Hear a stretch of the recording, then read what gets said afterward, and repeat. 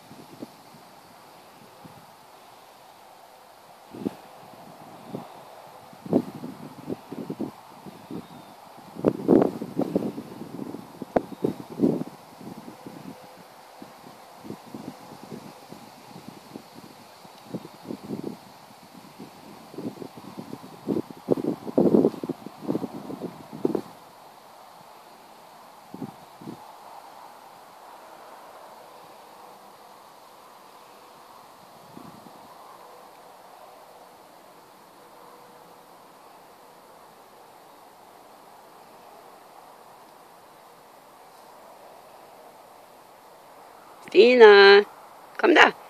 Skynda dig. Jag kom. Stina, kom då. Ja, du blir duktig.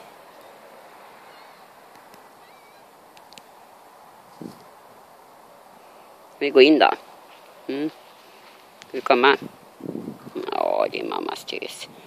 Ja, så gott. Men du med pissen kommer det. Ja, så går vi in du och jag. Du kommer då? Kommer du? Stina. Ja, du är duktig tös du. Kom Stina. Nu går vi in.